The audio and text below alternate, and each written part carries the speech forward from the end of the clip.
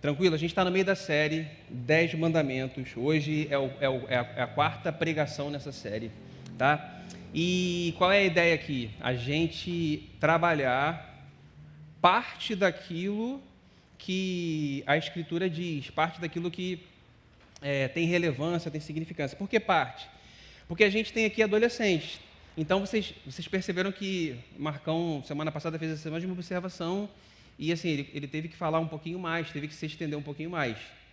Então, a gente está tentando fazer esse recorte, tudo bem? Então, se você tiver qualquer outra questão, dúvida em relação a essa série, pode falar com o Clóvis, né? Fala aí, Clóvis, levanta a mão. Ah lá, Clóvis, ele é o cara aí que está pastoreando o nosso coração. Aí você pode perguntar para ele que ele está fera, está craque aí em 10 mandamentos, tudo bem? Você pode abrir sua Bíblia então? Vamos fazer assim, Êxodo 20, tá? Aí eu queria dizer para o pessoal da projeção o seguinte, que eu vou fazer uma coisa diferente também hoje, tá? Talvez seja um desafio maior para vocês. Eu vou fazer lição com aplicação, depois eu vou fazer de novo lição e aplicação. Normalmente a gente faz as lições e depois a gente faz as aplicações. Então, se der alguma coisa diferente aí, é porque eu inventei aqui. Não avisei, estou avisando agora, tá bom? Mas eu vou tentar pontuar com vocês, tá bom? Então, o que diz aí os versos? Deixa eu abrir minha Bíblia também, a minha está no celular. Vamos lá, Êxodo, capítulo de número 20, 2 versículos apenas, curtinhos, 14 e 15. Vou ler então, hein? Êxodo 20, verso 14. Não adulterarás. E Êxodo 20, capítulo 20, verso 15, não furtarás, tá? Como a gente está no meio da série, vocês estão entendendo, né, que tem toda uma história aqui. Antes de desenvolver aqui um pouquinho a introdução, deixa eu te perguntar uma coisa. Algum de vocês já recebeu uma nota falsa? Dinheiro? Quem? Falou aí alto aí, gostei, pô, tirou onda. Era de quanto? De 2, de 5? De quanto? Pô, entendi de 15, cara, que doideira. Aí era falsa mesmo, né? 15 é osso, né? De 20, né?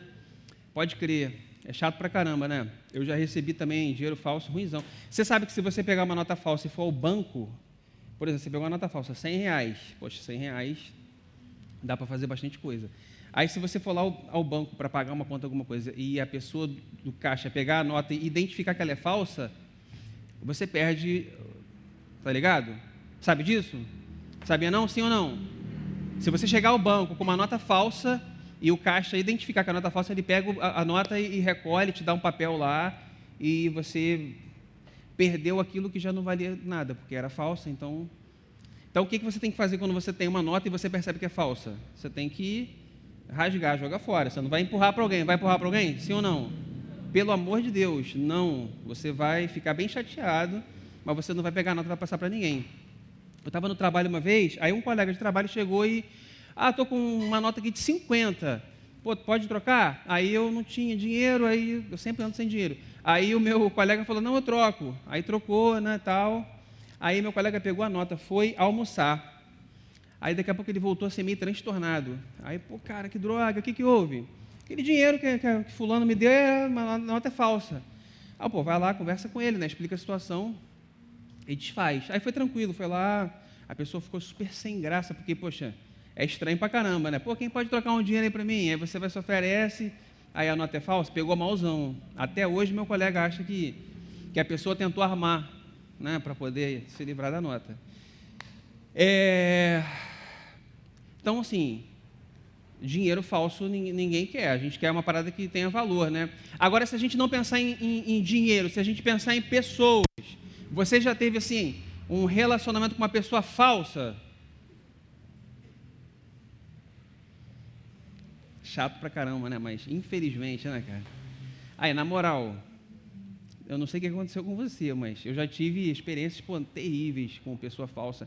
Você pensa que a pessoa é teu amigo, cara. Caminha com você, fala com você, você troca ideia, você tá junto. Tudo bem, né? A gente vai caminhando junto, em determinado momento, a pessoa faz uma parada que você pensa, meu Deus do céu, né? Não estou acreditando nisso. Porque é estranho, porque você tem uma afeição pela... Estou falando de amigo falso, tudo bem? Você acredita que a pessoa é sua amiga, mas você descobre que a pessoa não é. Você tem uma afeição pela pessoa, você troca uma ideia com a pessoa, você está junto.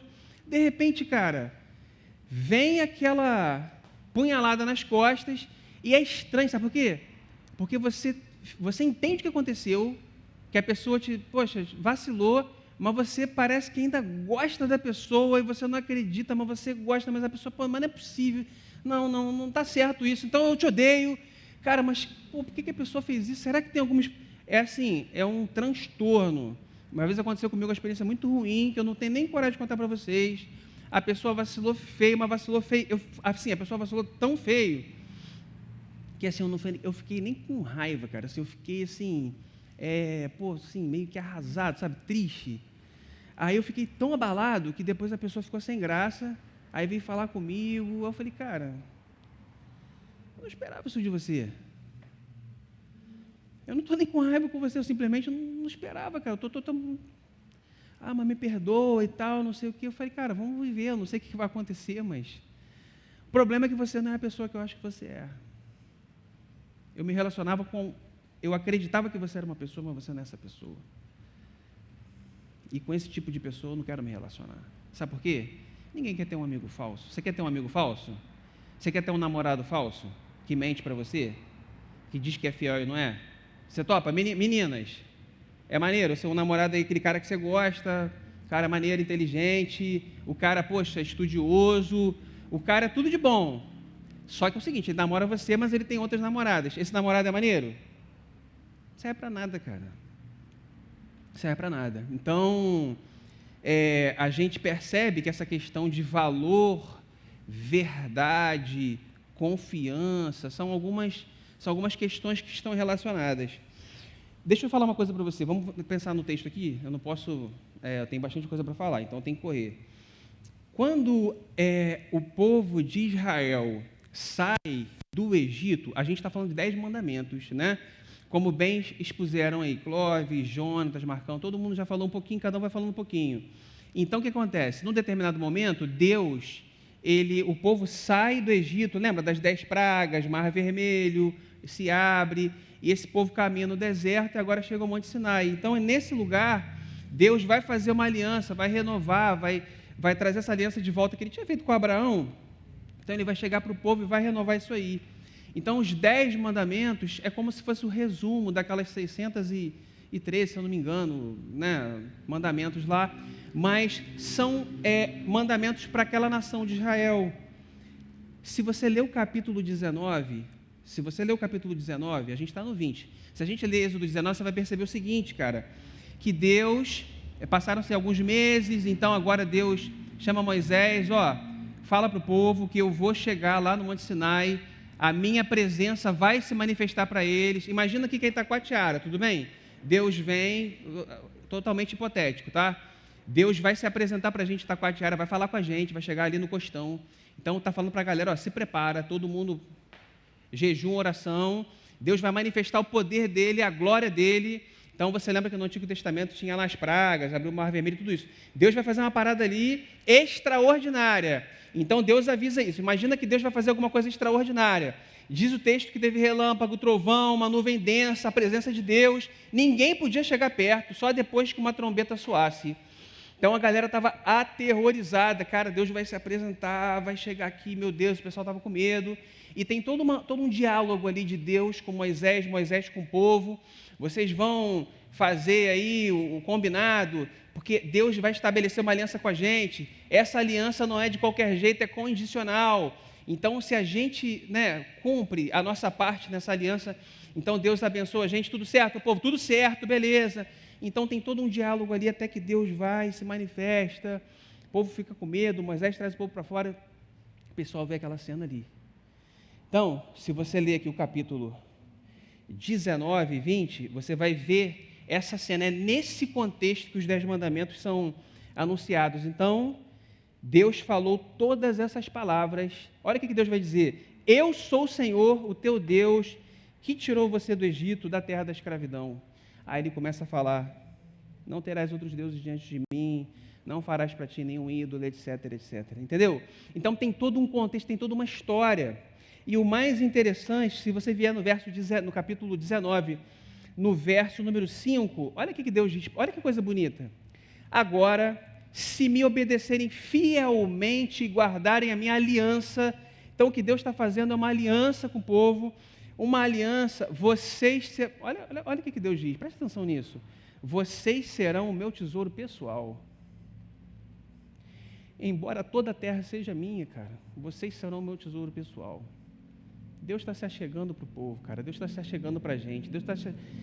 A gente vai ser um tesouro especial. É esse tipo de relacionamento que Deus quer. Então, é nesse contexto, num contexto de manifestação de Deus, Deus está chegando para a gente, é que Ele vira e diz para a gente essas palavras. Palavras de vida. Palavras de direção.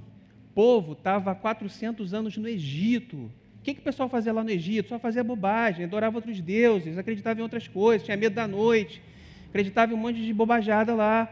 O povo está séculos vivendo, 400 anos, imagina.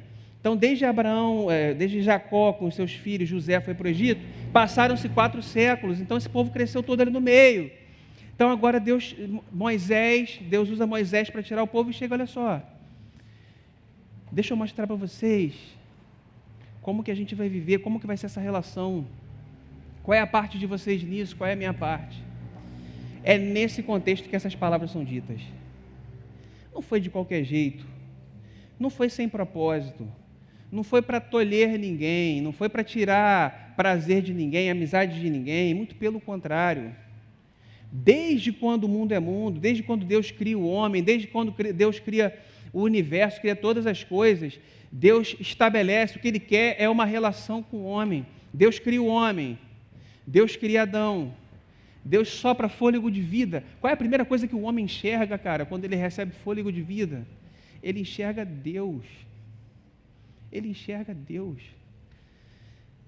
E depois ele perde essa possibilidade, mas ainda assim, Deus volta e se aproxima do homem, e vai se aproximando, estabelece um pacto ali com Adão, depois ele fala com Noé, depois ele fala com Abraão, Isaac e Jacó, e vai falando com todo mundo e vai falando com a gente hoje.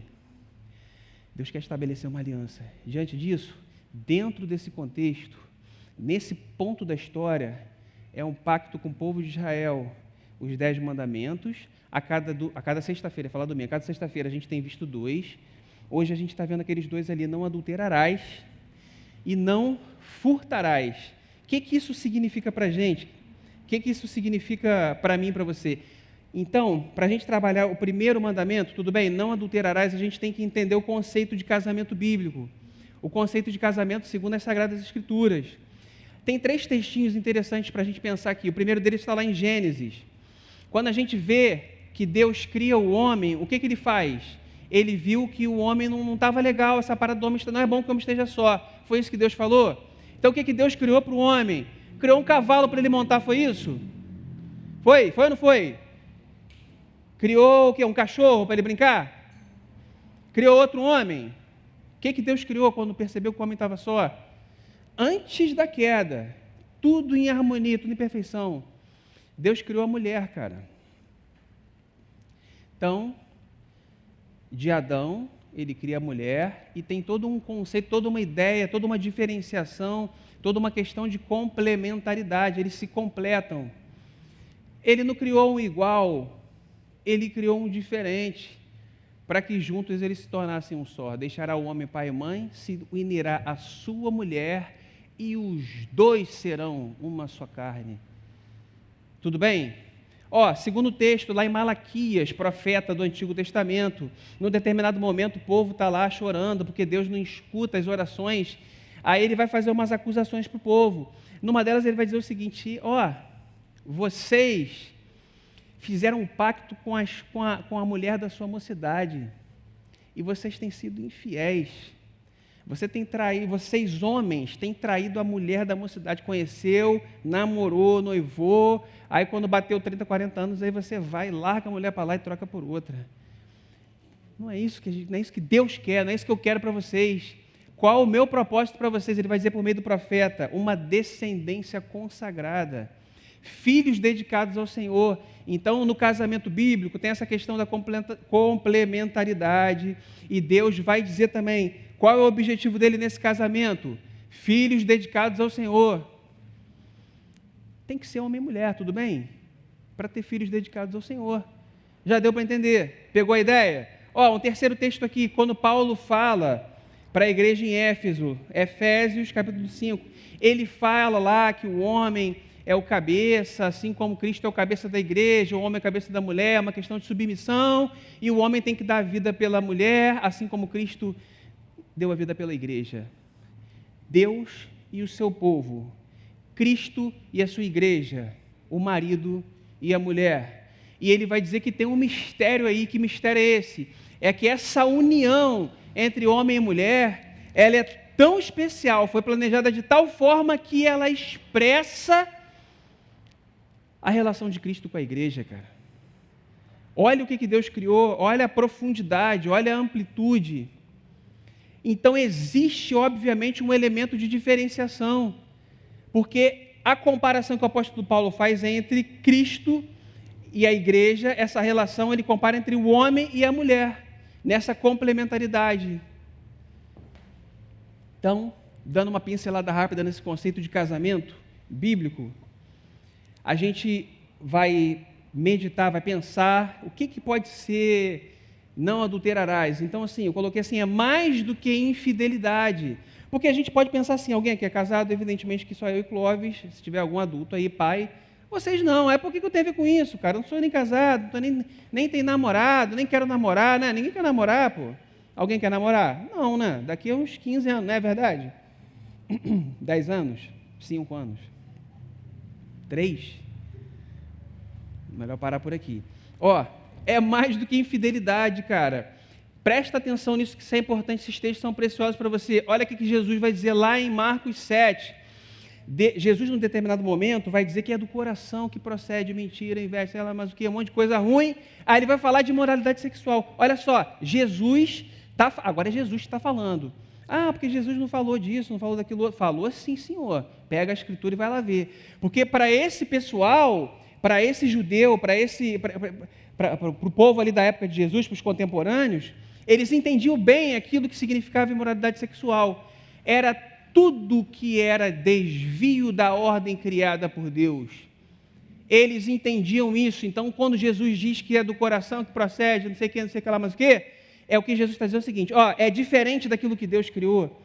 Isso é desvio, isso é erro. Um segundo texto, apóstolo Paulo, quando ele fala lá em Coríntios, e lá em Timóteo, ele usa uma palavra para tratar da relação de homem com homem, tudo bem? Então ele vai dizer o seguinte, ele cria uma palavra, ele poderia ter usado uma palavra que já existia, que era pederastia, que tem a ver com homem adulto, com garoto, etc, etc. Mas ele vai lá no texto de Levítico, ele pega uma palavra, aí a gente não vai ficar citando grego aqui, primeiro porque tem um professor de grego ali, segundo que eu não manjo nada de grego, mas se você vê, as palavras realmente são o que o apóstolo Paulo usa. O que eu quero dizer com isso? Preste atenção. Quando ele fala lá no texto aos Efésios, de todo o problema que tem, quando ele fala para Timóteo, ele está dizendo que essa parada está errada. Está lá, está escrito no texto. Tudo bem? Então, essa união de iguais, biblicamente, segundo o cristianismo, para quem quer viver em conformidade com a palavra. Quem não acredita, quem acredita em outra coisa, aí cada um vive a vida do jeito que quer, a gente respeita e a gente segue em frente, tudo bem? Mas conforme as Sagradas Escrituras, é isso que está escrito. Num terceiro terceiro texto aqui, aí a gente pregou aqui, a gente falou sobre, a gente no Sermão do Monte, a gente pregou, a gente passou por esse texto, quando Jesus diz o seguinte, que quem olhar para uma mulher com intenção no coração já adulterou. Tudo bem? Então é mais do que infidelidade. Aí aqui algumas questões sobre adultério. Então olha só, qual o problema? Quando você tem um relacionamento conforme as Sagradas Escrituras, quando você tem um relacionamento conforme a verdade estabelecida por Deus, esse relacionamento, ele glorifica Deus. Ele é exatamente aquilo que Deus criou. Se você faz alguma coisa conforme Jesus disse, que é um desvio, a Bíblia vai chamar isso de adultério. O que é adultério? Aí alguns pensamentos para a gente. No adultério, a verdade do ato sexual é profundamente traída, cara. Existe um propósito, um planejamento nisso. Quando o Felipe falou aqui, no Papo Reto, não sei se você lembra, cara, como é que você vai saber se a pessoa é a pessoa? Como é que você vai ter certeza? Como é que você vai se relacionar da maneira mais íntima, afetiva, espiritual, emocional, física que existe entre dois seres humanos? Como é que você vai fazer isso se você não sabe se a pessoa depois não é, como é que fica? Deixará o homem pai e mãe, se unirá à sua mulher e serão os dois uma só carne. Então você tem que casar. É porque a gente está em pecado, a gente tem dificuldade, a gente está cheio de hormônio, adolescente está explodindo hormônio, você tem que ocupar seu tempo, você tem que fazer outras coisas, você tem que pedir oração, você tem que abrir o coração no discipulado, você tem que resolver o seu problema. Agora, você não resolve o seu problema fazendo aquilo que você não tem que fazer. É uma falsidade contra o amor puro. Ninguém quer uma nota falsa, ninguém quer um carro falso, ninguém quer nada falso, ninguém quer uma pessoa falsa, ninguém quer fazer uma coisa falsa, cara. É um pecado contra o próprio corpo. A palavra de Deus vai dizer, destrói a integridade de duas pessoas. Destrói a integridade de duas pessoas. Então, quando você adultera, você está distorcendo uma verdade. Aquilo ali, na verdade, não é o que deveria ser. Então, é uma mentira. Não corresponde à realidade. Deus não está nessa parada. Ele não vai abençoar isso aí. Não pensa que se você fizer bobagem, Deus vai estar lá com você. Não vai. É a pior forma de roubo que existe, cara, nesse sentido, porque você rouba aquilo, a integridade da pessoa. Você destrói a pessoa. E você destrói a si mesmo, cara. Aniquila a boa... Provérbios. Aniquila a boa reputação de uma pessoa. Aniquila a reputação de uma pessoa. Quando você descobre que a pessoa é falsa, tem condição de você ter uma amizade de novo com ela no mesmo... Você vai confiar de novo? A pessoa vacilou pra caramba com você. Por que eu estou fazendo essa comparação? Porque adulterar é uma distorção da verdade. Então, a verdade não é aquilo ali, é uma mentira. Você tem um amigo que não é o que você pensa que ele é. Então, aquela relação está adulterada. Você vai ter uma relação de confiança de novo igual com essa pessoa? Não vai, cara. Então, por isso que o provérbio vai dizer, aniquila a boa reputação de uma pessoa. Deixa eu dizer 3 coisas para você. Em primeiro lugar, um alerta. Preste atenção. A gente está num culto de adolescentes, a gente está falando para adolescente e a gente está pregando a palavra, tudo bem? Você pode manter a aparência diante dos homens, mas Deus sabe quem você é de verdade. Tá? É um desafio para cada um de vocês, mas o que o texto lá de Gálatas vai dizer que de Deus não se zomba. Cara, você vê que Jesus Cristo, que é a verdade, que Deus, que quer estabelecer uma aliança de verdade com você, Ele se revela para você. Você está aqui, veio para cá, vai estar servindo, está adorando aqui no banco, enfim, tem estado aqui todos esses dias, e a questão que fica é o seguinte, a gente sabe que o nosso Deus é de verdade, mas e quando a gente olha para você, cara, quando eu olho para você, você é de verdade?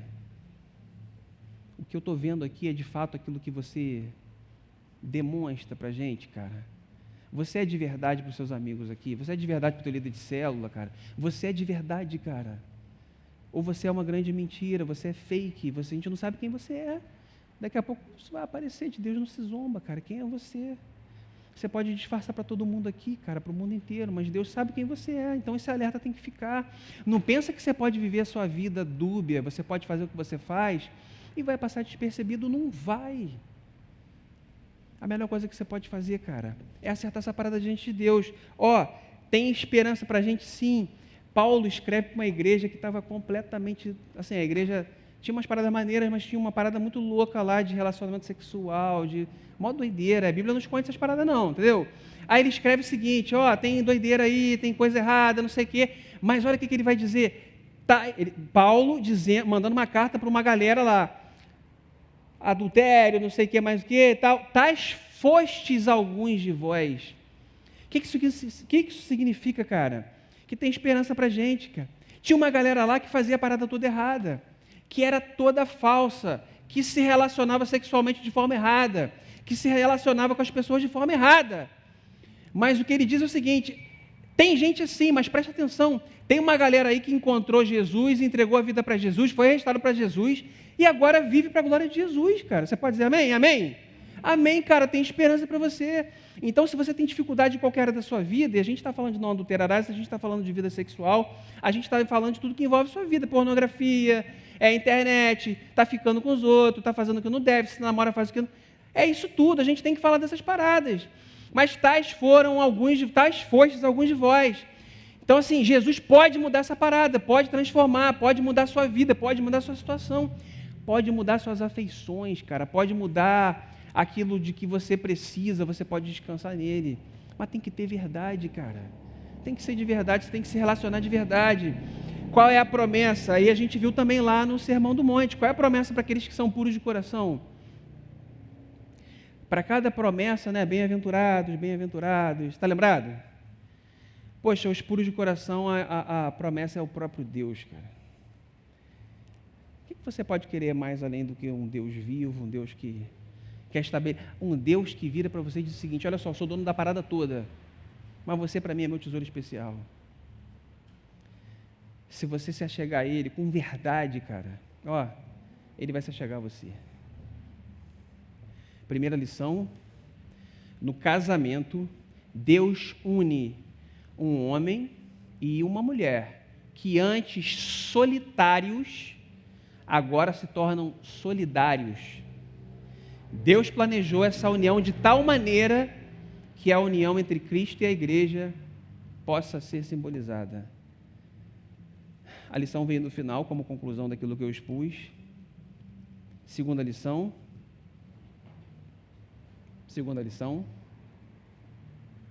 Adultério é alteração, violação, falsificação de quê? De um projeto divino. Portanto, só é verdadeira a união que expressa o quê? Aquilo que Deus criou. Se você vive aquilo que Deus criou, isso é de verdade. Se você não vive, cara, você vive uma distorção.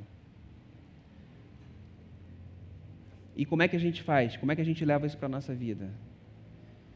Aí a aplicação, aí que é o desafio aí, ó. Número 1, beleza, isso aí. Aplicação 1, tema e ame a Deus de maneira que você viva a vida casta. Você sabe o que é casta, não sabe? Tudo bem? Esperando o momento certo de fazer aquilo que você gostaria de fazer. Tema e ame a Deus de maneira que você viva vida casta e decente em pensamentos, palavras e ações. Tudo bem? Vamos partir para o segundo mandamento? Não furtarás. Alguém já viu essa imagem alguma vez? Qual o detalhe que tem ali? Ó, isso aí é o seguinte: o cara está pesando frango, tudo bem? Isso aí é um cara famoso, americano, já morreu.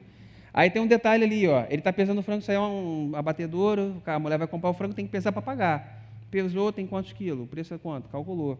Olha o detalhe ali, ó, o dedo da mulher, ó, empurrando a balança para cima, percebeu? E o dono do abatedouro lá, o que ele está fazendo?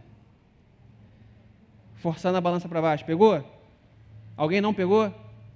Todo mundo pegou, né? Não furtarás, cara. Eu achei muito interessante, óbvio que essa ideia não foi minha, isso aí foi do material que eu pesquisei. Qual é a ideia aqui? O que a gente pensa em furtar? Furtar é mais fácil de explicar do que adulterar. Adulterar tem que dar uma volta, tem que explicar o conceito de casamento para você entender. Furtar não, ninguém furta, beleza? Ninguém tem dificuldade com furtar. O problema, cara, é que Jesus, ele vem e mostra para a gente que vocês ouviram o que foi dito, eu, porém, vos digo. Aí Jesus vai mostrando para a gente o nosso coração. E a gente vai vendo que, cara, quando se trata de 7º e 8º mandamento, ó, sobra ninguém. Aliás, não sobra ninguém em mandamento nenhum, né? O que é não furtar? Aí eu vou ilustrar isso com algumas ideias para você. Pô, pegar aquilo que não pertence a gente, isso aí é mole, né? O celular está aqui. Mas como é que Deus amplia isso na palavra dele? Enganar gente simples, aproveitar-se de quem não conhece o direito. Tem pessoal que não entende nada, não sabe nada de nada. Aí você vai e enrola o cara. Está furtando, cara. Vender produto com defeito. Aí você pega seu celular, seu iPhone 5, pô, tá show de bola, tá funcionando, compra isso, R$100, pá, o celular tá todo ruim, aí pá, você vendeu. Você acha que isso é furtar? Galera do marketing aí, ó, você faz aquele marketing violento, pesado. Aí você convence Letícia de que ela tem que comprar um baixo, Music Man, modelo lá pensar um baixista sinistro aí. Eu ia falar alguém daqui, mas eu vou preservar vocês. Pensa em um Billy Sheehan, um baixista top. Aí você, vê aquela propaganda, aí você vai lá e compra a parada que você não precisava. Ou então você compra aquela roupa que você não precisava na vitrine, porque você viu a propaganda e você compra qualquer coisa que você não precisava. Isso é furtar? É mentir? Está tudo relacionado?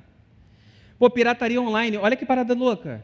O filme A Paixão de Cristo foi um dos filmes mais pirateados na época do lançamento. Calma aí, cara. Olha só, o filme A Paixão de Cristo foi um dos filmes mais pirateados na época do lançamento. Tem alguma coisa errada nessa parada aí, cara. Entendeu? Entendeu ou não? Você já pirateou alguma coisa? Baixou, copiou? Você fez gatonete? Usou a conta do vizinho, não podia? Já pegou o Wi-Fi do cara que não podia? Isso é furtar? Furtar é só pegar coisa? Vamos em frente aqui, falsificar lista de presença. Você nunca fez isso não, fez? Da escola? Bota meu nome aí, pá. E aí? Aula online. Aí você tem que assistir lá e tal, depois você tem que assinar. Eu li o livro, uma ciência lá. Aqui na igreja vai ter uma classe de líderes aí, né? Vai voltar a ter, graças a Deus. Aí o pastor Henrique pede lá, você tem uma literatura para ler, depois no final você vai declarar, cara. Eu li o livro tal. Você vai chegar aqui na igreja e vai falar, você não leu o livro, você vai escrever, eu li o livro. Aí tem que ter muita disposição, então você é muito louco, então você...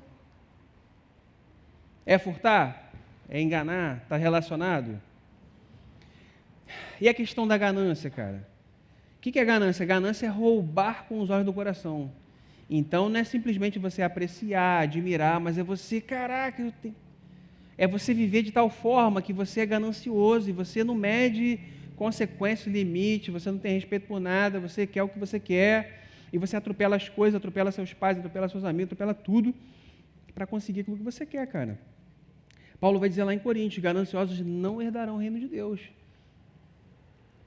Aí olha que detalhe interessante, cara, sobre dinheiro, sobre valores. Você pode estar cheio de ganância, olha só, porque o tempo todo você gasta dinheiro, você é ganancioso, você quer tudo, ou então porque você está cheio de dinheiro, cara, você guarda dinheiro o tempo todo. Entendeu? Ou porque você está com o dinheiro todo para você, ou porque você está gastando, quer todas as coisas, ou você quer ter todas as coisas, ou você quer todo o dinheiro. Num determinado momento, cara, a Bíblia diz, um jovem rico chega, aí se apresenta diante de Jesus, eu cumpro essa parada toda, o que eu tenho que fazer? Aí Jesus percebeu, aí fala pro cara, vai, vende tudo que você tem, dá aos pobres, você vai ter um tesouro. O cara estava diante de Jesus. Poxa, quem é que não gostaria de estar diante de Jesus? Fala a verdade, cara. Poxa, se a gente estivesse diante de Jesus, cara, esse é o que a gente mais quer na vida. Imagina, você está diante de Jesus, aí você perde, cara, você troca Jesus por qualquer coisa, cara. Triste demais, cara, saber que às vezes a gente está diante da presença de Jesus. Aliás, a gente está diante da presença de Jesus o tempo todo, aí a gente troca as promessas, cara. Tudo que Ele tem pra gente, troca por qualquer coisa, cara. Aí a gente sai, fica triste, adoece, não sabe por quê. É porque a gente não confia no Deus que a gente tem. É porque a gente só confia nas coisas. Então, para a gente é só estudar, trabalhar. A gente não confia em Deus. Porque se a gente confiasse no Deus que a gente tem, a gente não ficaria de ganância, a gente não viveria dessa forma, cara. Por que Deus coloca um texto como esse na palavra dele? Por que isso chega para a gente nos dias de hoje? Ninguém tem condição de cumprir isso o tempo todo, uma hora ou outra, invariavelmente a gente vai errar. Mas isso é um princípio de vida, cara. Vocês estão começando a vida de vocês. Olha, onde está o teu tesouro? É aí que está o seu coração, cara. Guarda teu tesouro, guarda tua vida, guarda teu coração, guarda teu corpo, cara. Espera o momento certo para você fazer as coisas que você tem vontade de fazer. Não liga porque as pessoas lá fora falam não, cara. Esquece o que as pessoas lá fora pensam a respeito de você, toda humilhação que você deve sofrer na escola, toda dificuldade que você sofre, por qualquer motivo que quer que seja. Não deixa isso roubar a alegria da salvação, a verdade que você encontrou em Jesus Cristo, o fato de que Ele é de verdade para você, Ele se relaciona com você, Ele fala com você. Ninguém pode roubar isso de você.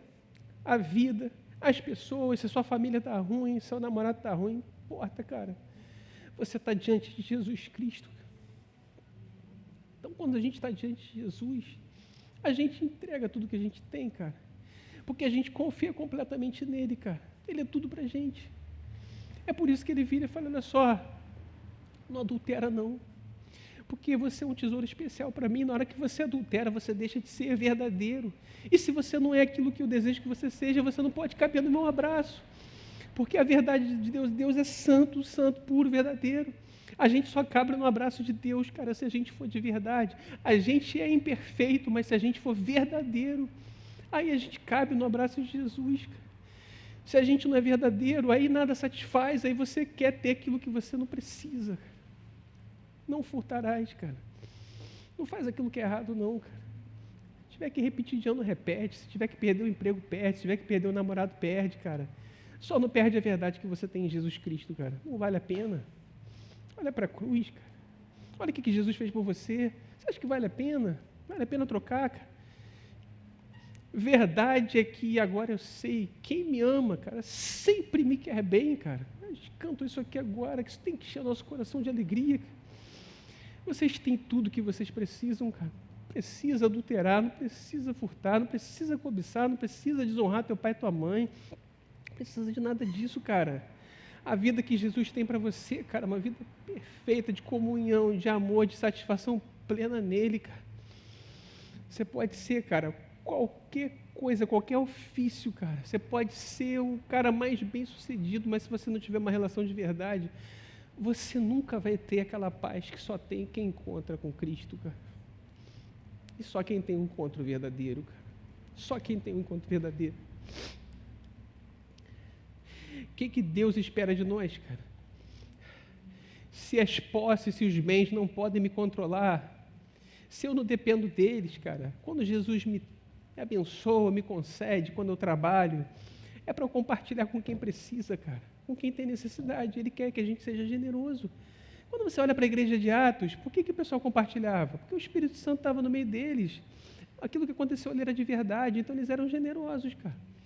Ali não foi uma obrigação do Estado, não era um Estado comunista, não, cara, aquilo ali foi um ato do coração, que só o Espírito Santo pode promover. Isso aqui é meu, cara, mas eu entendo em Cristo que agora eu preciso compartilhar com quem precisa. Ninguém precisou mandar eu fazer, ninguém disse que assim, eu não posso ter nada.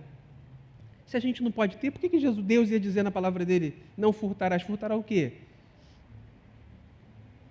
Se ele diz não furtarás, é porque é o seguinte, tá, e o que está implícito? Propriedade privada, posse, bens, e é um dos maiores símbolos quando o povo estava diante de Deus certinho, eles eram abençoados materialmente, cara. Deus quer que você compartilhe, cara, que o dinheiro não nos controle. O que mais que Deus espera? Que o dinheiro não nos controle. Todas as vezes que você doa, que você compartilha, você está declarando que o dinheiro não controla você. Que Jesus é o Senhor da sua vida. O alerta, onde está o seu tesouro, aí está o seu coração. Adolescente, onde está o seu tesouro?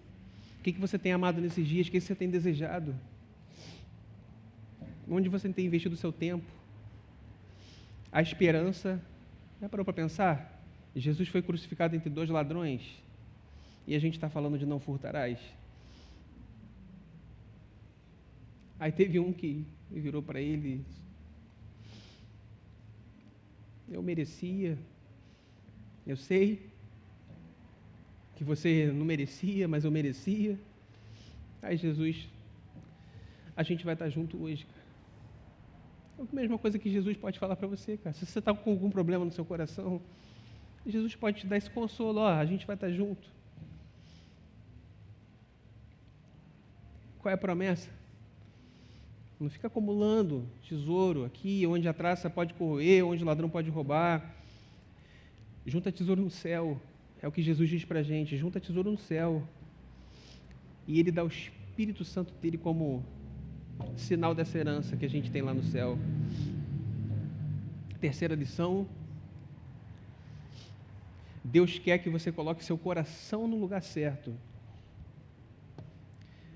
Se você tem dificuldade para colocar seu coração no lugar certo, envie primeiro o seu dinheiro.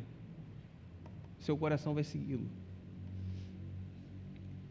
Aplicação, cara, desse 8º mandamento. Seja generoso com os necessitados, contribua com alegria para o reino, junte tesouros no céu. Vamos orar? Senhor Jesus, louvado seja teu santo nome, Pai. Tua palavra, ela é bendita para sempre, Senhor. Tua palavra é luz para a gente, orienta a gente. Senhor, enche nosso coração da tua palavra nesses dias, Senhor. Visita de maneira especial cada adolescente, que na tua palavra mesmo você diz que eles são um tesouro especial para você, Senhor. Então faz assim. Muda o coração de cada um, Senhor. Que cada um deles tenha a capacidade de falar a verdade. Que nos discipulados eles tenham coragem de falar a verdade, para que eles sejam curados em nome de Jesus. Que nenhuma mentira prevaleça no meio desses adolescentes, Senhor. E que a dependência deles seja totalmente em você, Senhor. Que eles não dependam de nenhum bem material, que eles não dependam de nenhuma situação, de nenhuma relação, mas eles dependam somente de você. Faz assim, Senhor, para a glória do teu nome. Amém.